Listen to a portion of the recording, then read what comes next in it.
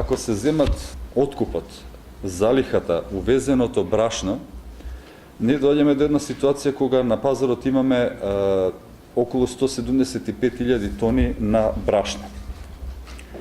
Имајќи го предвид досегашниот увоз, како и застанатиот, односно прекинатиот откуп и неможноста од страна на мелничарите да се продолжи со откупот, да се откупат престоечките количини, може да се заклучи дека домашната мелничка индустрија се соочува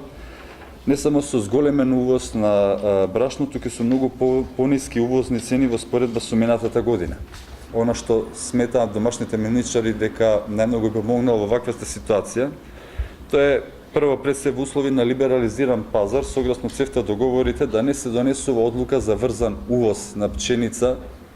и брашно со откуп на домашна пченица, затоа што во пазарна економија таа се покажа дека е контрапродуктивна како и за мелничарите, така и за производителите на пченица. Потоа втора мерка која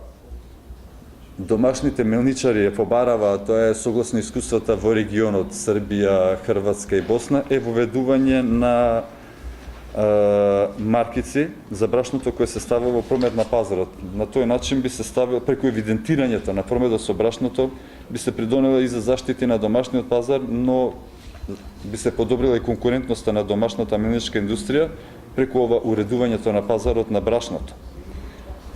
И уште една мерка која неколку пати веќе ја баравме, тоа беше зајакната контрола при увоз на брашното на граничните премини. Како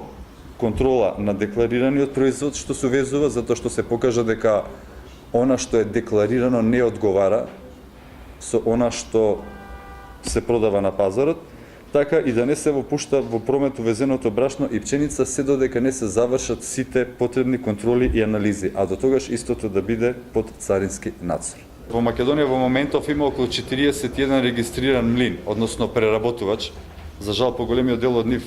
во моментот има затворени врати, затоа што ситуацијата онака како што се,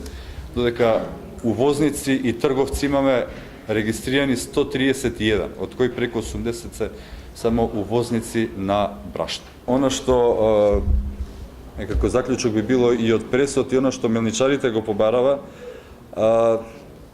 вакви мерки да нема за наредната жетва, да можат слободно да купат на берза во времето на жетвата, затоа што практично